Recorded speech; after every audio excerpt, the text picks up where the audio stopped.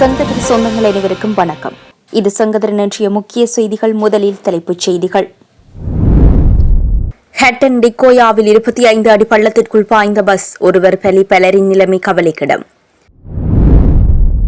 மீண்டும் மின் கட்டணம் அதிகரிப்பா, வெளியான முக்கிய அறிவிப்பு.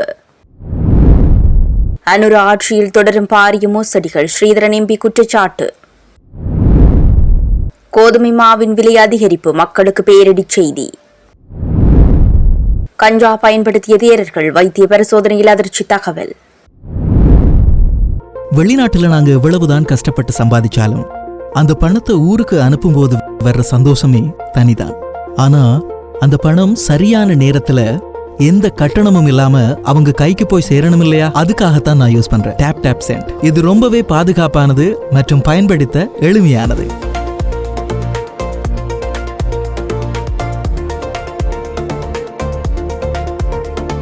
ஏனைய ஆப்ஸ் மாதிரி இதுல மறைமுக கட்டணங்கள் எதுவுமே கிடையாது.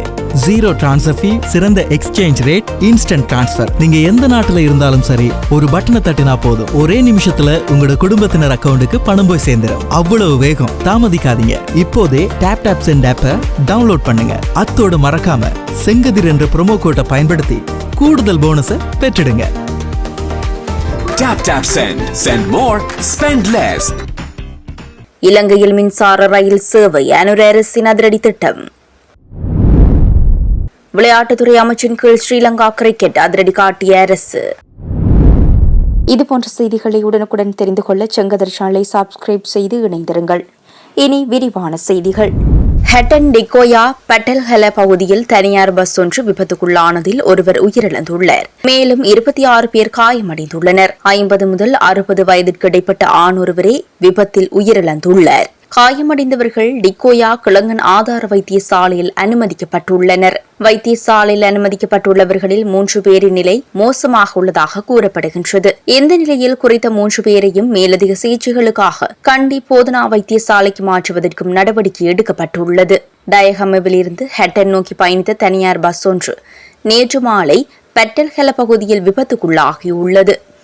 குறித்த பகுதியில் வீதியை விட்டு விலகி செங்குத்தாக பள்ளத்தில் விழுந்து குறித்த பஸ் விபத்துக்குள்ளாகியுள்ளது. கட்டுநாயக்க விமான நிலையத்தில் வைத்து கைது செய்யப்பட்ட 22 தேரர்களில் 19 பேர் போதைப்பொருள் பயன்படுத்தியுள்ளமை சட்ட வைத்திய அதிகாரியின் சோதனையில் தெரியவந்துள்ளது.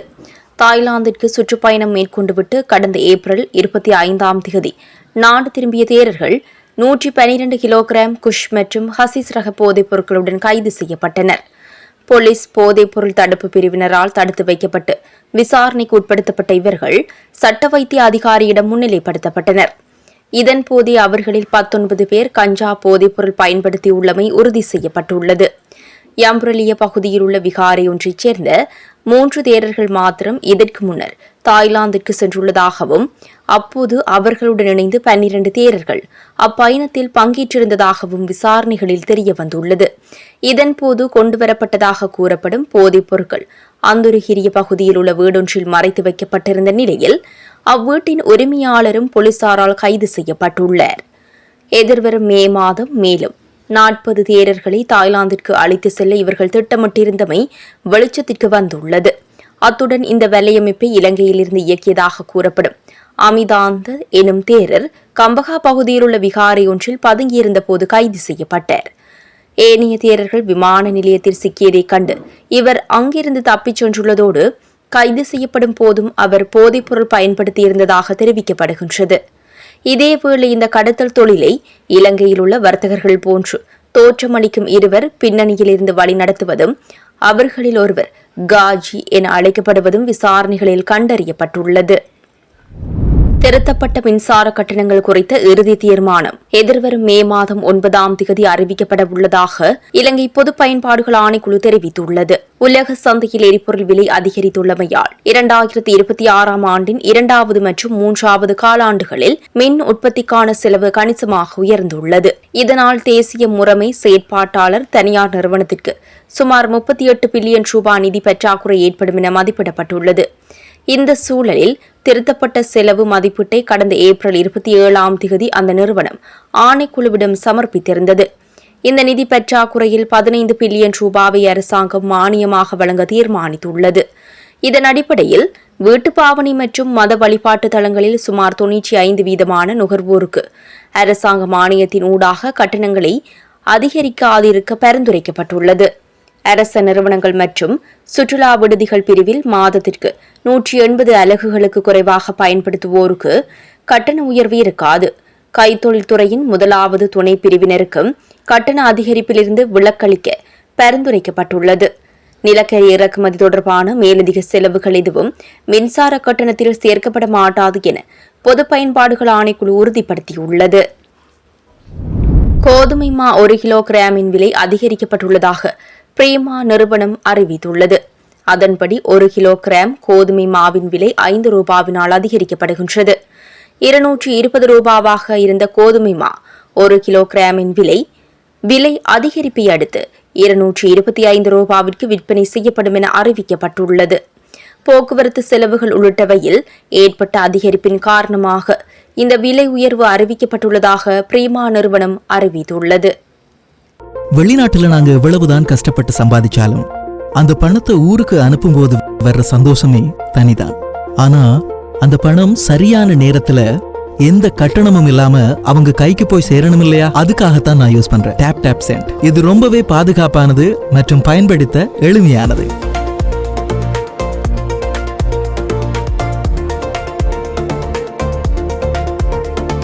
ஏனைய ஆப்ஸ் மாதிரி இதுல மறைமுக கட்டணங்கள் எதுவுமே கிடையாது.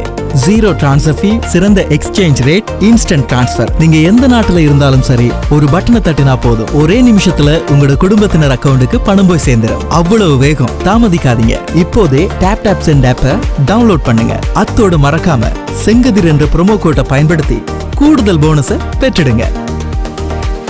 Tap Send. Send more, spend less. இனவாதத்தை மூலதனமாக வைத்துக் கொண்டே தொடர்ந்தும் ஆட்சிக்கு வரும் அரசாங்கங்கள் இயங்குகின்றன. அதேபோன்றுதான் தற்போது ஆட்சியில் இருக்கும் அனுர அரசும் செயற்படுகின்றது என நாடாளுமன்ற உறுப்பினர் சிவஞானம் ஸ்ரீதரன் தெரிவித்துள்ளார். கிளிநொச்சி சோரன்பெற்று பகுதியில் நிகழ்வொன்றில் கலந்து கொண்டு உரையாற்றும் போதே அவர் இவ்வாறு குறிப்பிட்டுள்ளார். அவர் மேலும் கருத்து தெரிவிக்கையில், நாங்கள் தினமும் ஒவ்வொரு விதமான செய்திகளை கேள்விப்பட்டுக் கொண்டிருக்கின்றோம். அரசாங்கம் நிலக்கரியை கொள்வனவு செய்திருந்தது. அதில் 20% பயன்படுத்தப்பட்டுள்ளதுடன் மிகுதி சாம்பலாகி போய்விட்டது. இதனால் என்ஜின்கள் பழுதடைந்துள்ளதுடன் இலங்கை அரசாங்கத்திற்கு பாரிய நட்டம் ஏற்பட்டுள்ளது. அந்த நிதியை அரசாங்கம் மக்களிடமே அறவிடுவார்கள். இது அரசாங்கம் விட்ட பாரியதொரு தவறு. அதன் பிறகு 25 மில்லியன் டாலரை மத்திய வங்கியில் காணவில்லை. அதுவும் 15 உயர்மட்ட அதிகாரிகள் கையெழுத்து வைத்தே அந்த நிதி வங்கியில் இருந்து எடுக்கப்பட்டுள்ளது. இவ்வாறு சென்று கொண்டிருந்தால் இலங்கை எவ்வாறு முன்னேறும்? இந்த ஊழல் செயற்பாடுகள் இலங்கையில் மட்டுமல்ல, ஆசிய நாடுகள் அனைத்திலும் இடம்பெற்று வருகின்றன. இதனையடுத்து கடந்த சில தினங்களுக்கு முன்னர் கட்டநாயக்க விமான நிலையத்தில் 22 புத்த பிக்குமார் 110 கோடி பெறுமதியான போதைப் பொருட்களை வைத்திருந்த குற்றச்சாட்டில் கைது செய்யப்பட்டுள்ளனர். இந்த போதைப் பொருட்கள் இளைஞர் யுவதிகளுக்கு வழங்கப்பட்டால் ஒரு சந்ததியே அழிந்துவிடும். நாட்டில் உள்ள எத்தனையோ பேர் போதைக்கு அடிமையாகியுள்ளதுடன் மனநலம் பாதிப்புக்குள்ளாகியுள்ளனர். பரந்தனில் அண்மையில் ஒரு இளைஞன் போதைப்பொருள் பாவனையால் உயிரிழந்துள்ளார் என குறிப்பிட்டுள்ளார். செல்வனூடாக உங்கள் விளம்பரங்களை சரியான வாடிக்கையாளர்களிடம் கொண்டு சேர்க்கின்றோம். இன்று இணையுங்கள். மின்னஞ்சல் முகவரி KATHIRSEN606@gmail.com.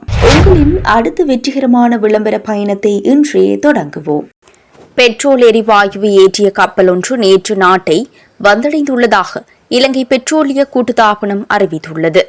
இந்த கப்பல் 36,000 மெட்ரிக் டன் பெட்ரோலை ஏற்றி வந்துள்ளதாக இலங்கை பெட்ரோலிய கூட்டுத்தாபனத்தின் நிர்வாக பணிப்பாளர் மயூர் நெத்திகுமாரகே தெரிவித்துள்ளார். இதற்கமைய டீசல் எரிவாயுவை ஏற்றி வந்த ஒரு டேங்கர் கப்பல் நாட்டிற்கு வந்து சேர்ந்துள்ளதாகவும் குறிப்பிட்டுள்ளார். இந்த வருகையின் மூலம் ஜூன் மாத இறுதி வரை நாட்டின் தேவைகளை பூர்த்தி செய்வதற்கு தேவையான எரிபொருள் கையிருப்பு தற்போது நாட்டில் உள்ளது என்றும் பெட்ரோலிய கூட்டுத்தாபனம் உறுதிப்படுத்தியுள்ளது. கொழும்பு புறநகர் பகுதிகளில் ரயில்வே சேவையை புதிய வடிவில் முன்னெடுப்பது மற்றும் அதற்கான திட்டங்கள் குறித்து ஆராயப்பட்டுள்ளது.